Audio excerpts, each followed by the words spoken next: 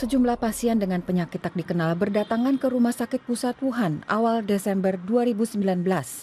Dr. Li Wenliang, dokter di rumah sakit, kemudian menyebarkan berita lewat sosial media bahwa para pasien menunjukkan gejala radang paru-paru akibat virus.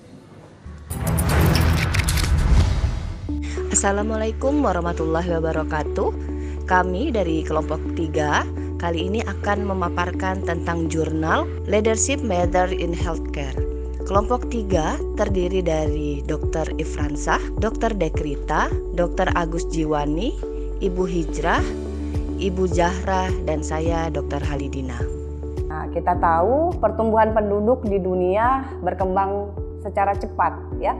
Namun tingkat pelayanan kesehatan hanya berkisar 10-15%. Oleh karena itu, mewujudkan pelayanan kesehatan khususnya di rumah sakit ini harus perlu ditingkatkan. Kita harus mampu melahirkan leadership yang bersifat komunikatif, inovatif, adaptif, serta transformasional pada masa-masa krisis pandemi. Tentunya krisis pandemi ini sangat mengejutkan dunia dengan adanya kasus COVID-19 yang dinyatakan sebagai pandemi di seluruh dunia. Karena memunculkan persoalan baru di bidang kesehatan, khususnya manajemen kesehatan rumah sakit. Berangkat dari isu tersebut, maka dibutuhkan leadership yang sesuai dengan kondisi krisis di masa pandemi COVID-19. Masalah krisis kesehatan yang ada di Indonesia salah satunya adalah yang pertama kali yang paling besar adalah flu burung. Flu burung pertama kali dikatakan KLB pada tahun 2005. Dunia dihantam oleh gelombang infeksi penyakit menular COVID-19 yang disebabkan oleh SARS-CoV-2 atau virus corona. Virus corona penyebab COVID-19 telah menyebabkan pandemi secara global yang meluluhlantahkan sistem kesehatan dan juga sistem ekonomi dunia. Kapan sih virus corona pertama kali masuk di Indonesia? Kasus COVID-19 pertama kali terdeteksi di Wuhan, China pada akhir Desember 2019. Penyakit tersebut dengan mudah menyebar ke seluruh bagian negara, bahkan ke negara-negara lain.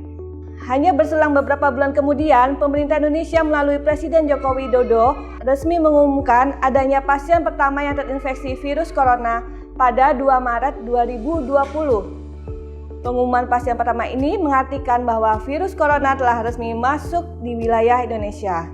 Sejak saat itu, perkembangan kasus COVID-19 di tanah air diumumkan setiap harinya, termasuk kasus kematian yang sering terjadi. Karena itu, kasus COVID-19 ini karena menyebar dengan cepat, maka dikatakan sebagai kasus pandemi yang bersifat global. Sejak terjangkitnya negara Indonesia dengan COVID-19 pada tanggal 2 Maret 2020, jumlah kasus positif terus bertambah pesat. Data World of Matter per 18 Juli 2020 menunjukkan bahwa Indonesia telah menjadi negara dengan kasus positif COVID-19 tertinggi di Asia Tenggara dan menempati urutan ke-26 total kasus tertinggi di seluruh dunia dengan total kasus 84.882 kasus. Ditinjau dari segi ekonomi, Indonesia telah menempati peringkat ke-36 negara dengan ekonomi paling terpengaruh oleh COVID-19. Pandemi ini melebar dengan kesenjangan multidimensional di Indonesia, termasuk kesenjangan akses akan layanan kesehatan. Tantangan pada pandemi COVID, salah satunya kita belum ada sistem tanggap darurat dalam penanganan kasus COVID-19, keterbatasan sumber daya manusia kesehatan, sarana prasarana, serta tentu saja ketersediaan anggaran.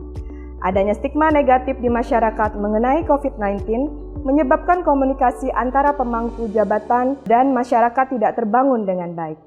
Leadership matters in healthcare. Di dalam masa pandemi COVID-19, seorang pemimpin harus memiliki skill yang baik untuk mengatasi masa krisis akibat pandemi COVID-19. Di mana leadership skill itu diantaranya yang pertama adalah strong communication. Strong communication mampu berkomunikasi yang baik dengan mendengarkan keluhan pasien serta mampu membagi informasi dengan rekan kerja. Yang kedua adalah emotional intelligence. Emotional intelligence di mana pemimpin mampu mengolah emosi seorang ke arah yang lebih positif. Ketiga adalah problem solving, di mana problem solving ini seorang pemimpin mampu berpikir kritis dan mampu mengambil keputusan dengan cepat. Contohnya dalam masa krisis pandemi COVID-19. Yang keempat adalah time management. Time management di mana pemimpin mampu menganalisa disiplin waktu sehingga dapat bekerja dengan baik dan efisien serta efektif. Yang kelima adalah flexibility, di mana pemimpin mampu menyesuaikan diri dengan lingkungan sekitar. Baik, untuk meningkatkan quality of healthcare leader, seorang pemimpin harus memiliki sifat diantaranya strong humanity, di mana pemimpin yang memiliki nilai kemanusiaan yang tinggi. Kedua adalah having a vision, seorang pemimpin yang visioner yang dapat menilai gambaran ke depan serta mampu memimpin tim dengan baik. Yang ketiga adalah act as mentor, di mana seorang pemimpin seyogyanya menjadi mentor yang baik, di mana mampu berkomunikasi dengan timnya. Keempat adalah demonstrates integrity, di mana seorang pemimpin mempunyai integritas yang tinggi dan mampu membangun serta menjaga hubungan dengan semua pihak. Kelima adalah kolaboratif. Kolaboratif di mana pemimpin mampu berkolaborasi dengan timnya untuk mewujudkan kesehatan pasien ke arah yang lebih baik.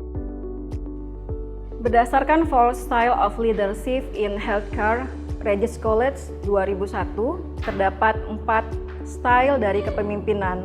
Yang pertama adalah transaksional, kedua adalah karismatik, ketiga adalah transformational, dan keempat adalah servant. Yang pertama, transaksional adalah gaya kepemimpinan di mana mereka menerapkan simbiosis mutualisme, adanya saling ketergantungan antara seorang pemimpin dengan pengikutnya. Yang kedua adalah karismatik, di mana pemimpin yang dapat menginspirasi pengikutnya untuk mendapatkan tujuan yang lebih tinggi dari apa yang diinginkan. Yang ketiga adalah transformational. Ini adalah gaya kepemimpinan yang modern, di mana pemimpin ini mampu memotivasi staf menjadi lebih kreatif lagi, mampu merubah visi menjadi aksi, dan membangun komunikasi yang efektif antara pemimpin dan pengikutnya. Dan yang keempat adalah tipe kepemimpinan servant, di mana kepemimpinan ini dibentuk oleh seseorang pemimpin yang menempatkan kepentingan orang lain sebelum kepentingannya diri sendiri.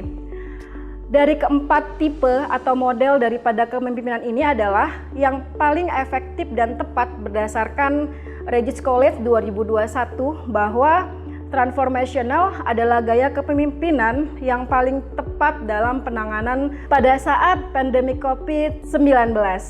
Ya, seorang pemimpin kesehatan sangat tergantung dan dapat meyakinkan bahwa mereka dapat mengakses, mensupport, proaktif dan ingin mendengar dan memotivasi pekerjaan mereka pada situasi tertentu. Nah, pada kasus ini kita bisa mengambil contoh sebagai kasus COVID di Afrika Selatan, di mana untuk menghadapi keterbatasan yang ada di Afrika Selatan ini, mereka menggunakan transformation leadership ya. Jadi sangat tergantung dengan situasi dan kondisi yang terjadi di sana.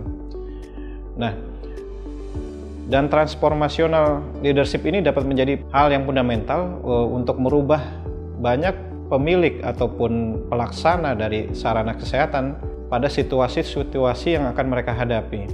Demikianlah hasil presentasi kami kelompok 3 dan jangan lupa like, comment, and share. Terima kasih. Assalamualaikum warahmatullahi wabarakatuh. Senang hati sang kekasih. Cakep. Melihat pujaan, minum Fanta. Banyak kata terima kasih untuk Dokter Indah yang tercinta. Kakaknya Ipin bernama Upin, suka belajar secara rutin. Jika terpilih jadi pemimpin, jaga amanah lahir dan batin. Pergi ke Makassar beli pelana. Di tengah taman merujak timun. Kita belajar dari corona, tingkatkan iman, kuatkan imun. Pohon jati dibuat papan. Pohon akasia dibuat dudukan. Jaga hati, jaga ucapan. Jadilah pemimpin yang bisa diandalkan.